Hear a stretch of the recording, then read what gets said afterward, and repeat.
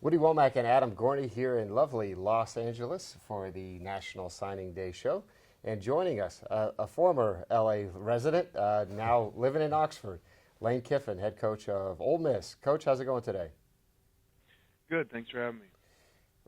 Boy, what a day for you guys as you try to wrap up the class of 2020. We know you guys had a lot more work to do than some people, especially because of your late arrival there. So kind of just give us the rundown of how happy you were with the way things closed.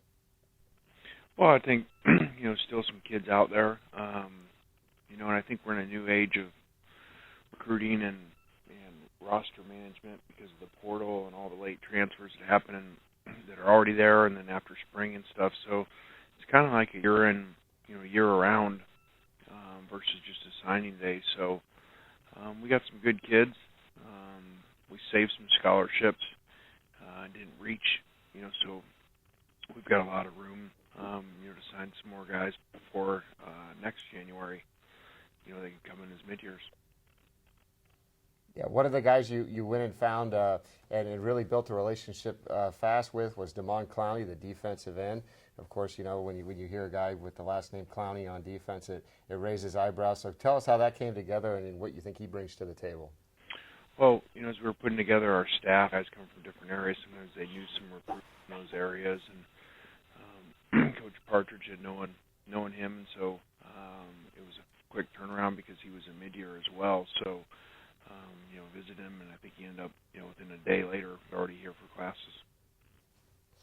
Lane, when you got the job and then Mike Leach got the job in Mississippi, how much does that help magnify the state of Mississippi for recruiting purposes and just for excitement in college football? Because it did have a lot of people talking.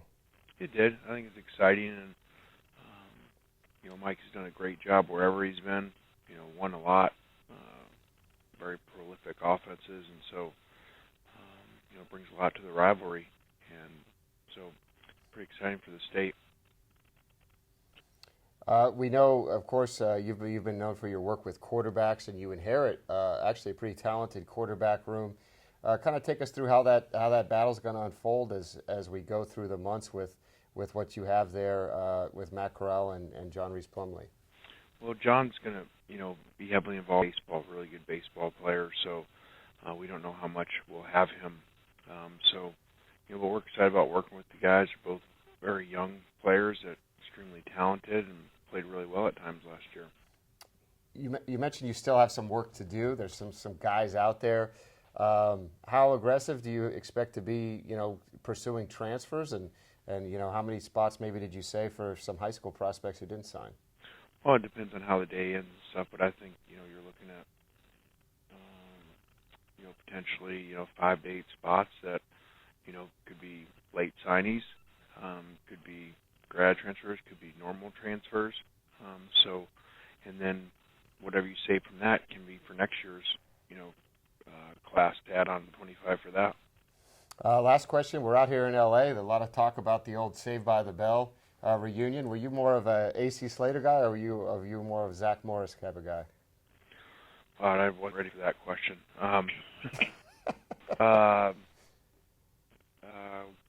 Kind of mixture. I guess maybe more Zach. Okay. All right. That's what we were going for, Yeah. Coach. Sorry to throw you off kilter. But anyway, we really appreciate you taking time out of today, and good luck as you look to wrap things up.